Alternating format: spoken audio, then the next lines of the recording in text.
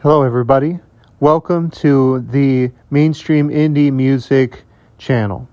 We talk about all things indie music, whatever the genre, and this week's episode is very special.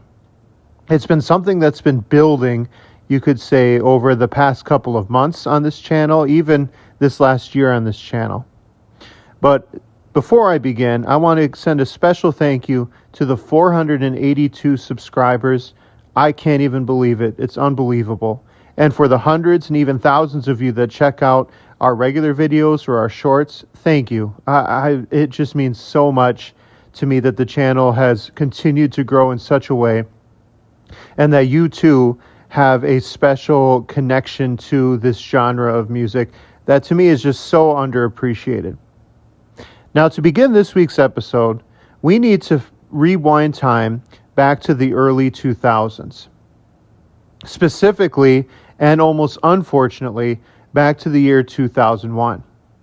Now, of course, in September 11th, 2001, New York City, and the United States, and even the world was rocked to the core of the terrorist attacks.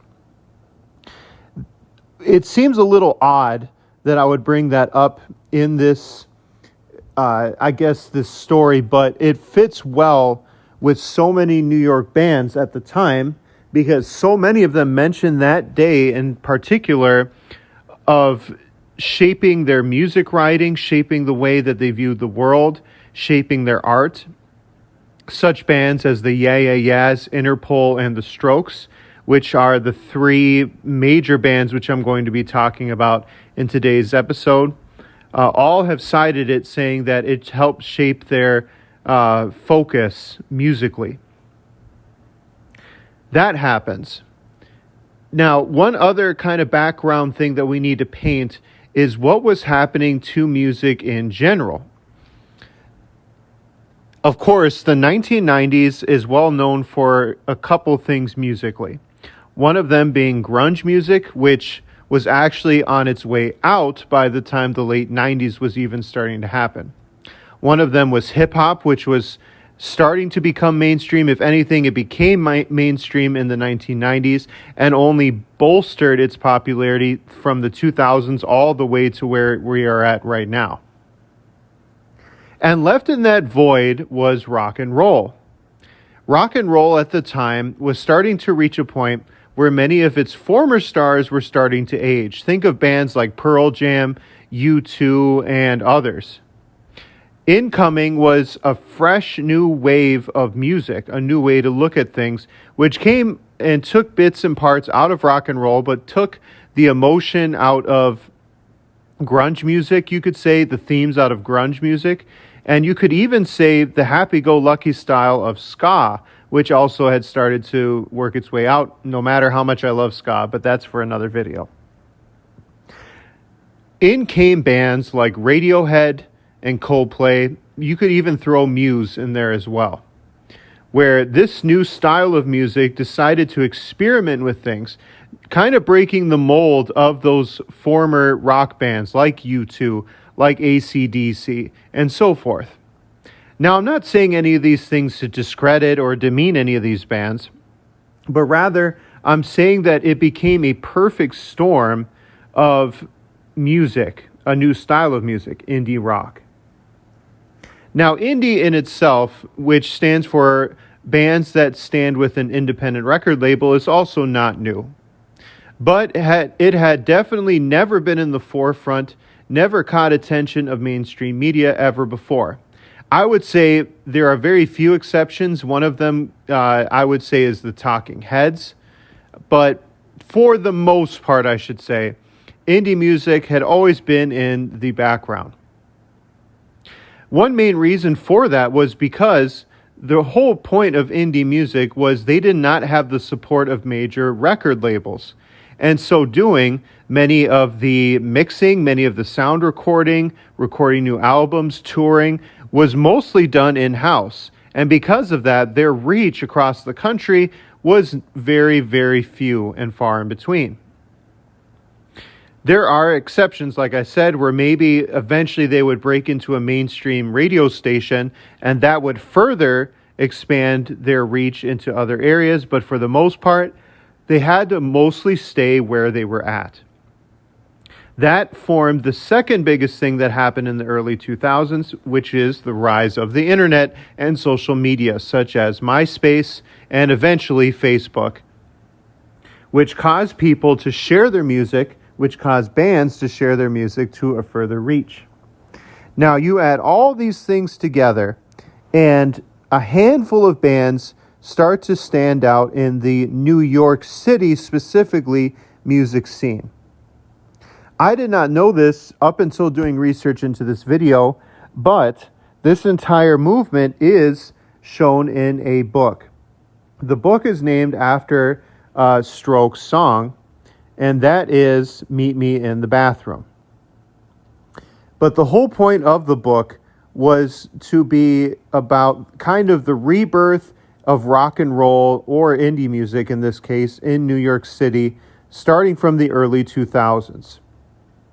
Many of the bands we have already highlighted on this channel, like I said, the Strokes, the Yeah Yeah Yeahs, LCD Soundsystem, and Interpol, amongst others, such as TV on the Radio and The Bravery, all started to gather a following in the New York City underground.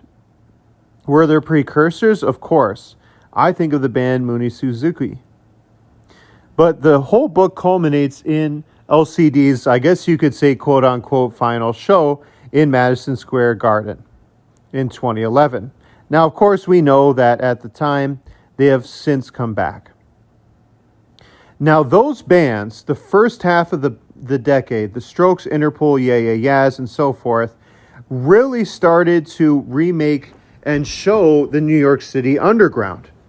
You can imagine the look of the early 2000s, where they were almost dressed as the uncool or unpopular kids in school. They were technical musicians. They weren't the rock stars, maybe with the exception of Karen O, but they didn't stand out and embrace the limelight, that you could say. They were sensitive. They didn't care for big crowds. They didn't care for interviews. And they spawned other bands that came from it as well. I think of bands like The National, Dirty Projectors, Grizzly Bear, Vampire Weekend. Now, Vampire Weekend is another one saying that they saw what was happening in the music scene, and that definitely influenced them to become a band.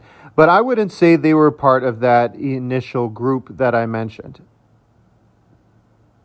But New York City had those ensemble bands, which you could say the Strokes definitely gained attention of the mainstream media, but the pressure from their debut album almost collapsed inwards on them onto their second album.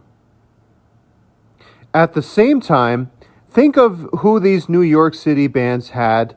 I wouldn't say as competition, but I would say as their fellow peers at the time. You had the White Stripes coming from Detroit, the Hives, who came from Sweden, the Vines, who came from Australia, Franz Ferdinand came from Scotland, the Killers came from Las Vegas, and I would say the early days of Kings of Leon, who came from Nashville. That's not talking any other indie artists themselves, individual artists. All of these things was really the birth of, I would say, what is known as today's indie scene. Many people who listen to indie music, I almost guarantee you, not only listen to one of those previous bands that I mentioned, but I would say they have them listed as the top 5, I would say, indie bands of all time, if not top 10. Bands such as Interpol highlighted the tragedy of 9/11, really showcasing it in a reflective way, thinking about all the bad things, but yet good things that came out of it, such as unity amongst the people. The Strokes also say how bad it affected them and their songwriting. And TV on the Radio, I would say, really highlighted the scene of New York City. Really, though, what is the point of this video? Why have I made it? Well, number one, please read that book, Meet Me in the Bathroom, if you have not. It's a fun read. It's not really so much a history lesson. I mean, it is a little bit, but it's mostly highlighting, you know, when would an event or a location, I should say, ever hold so many legendary bands all at the same time ever again? Maybe barring England. Think about it. The musical legends that came from that area. But also, number two, take a moment and listen and appreciate those bands. The Strokes, the Yeah Yeah Yeahs, Interpol, TV on the Radio, and those other New York bands. Like I said, maybe they didn't catch the attention of the major ones, such as The Bravery, and then, of course, Vampire Weekend, then coming out in the future, The National, and so forth. And there is a video documentary on it as well. Please feel free to watch it. That is all that I have for this week. Who do you guys enjoy out of that group of the New York City Five, I guess you could call them, of indie bands? Let me know, and I'll see you all next week. Peace.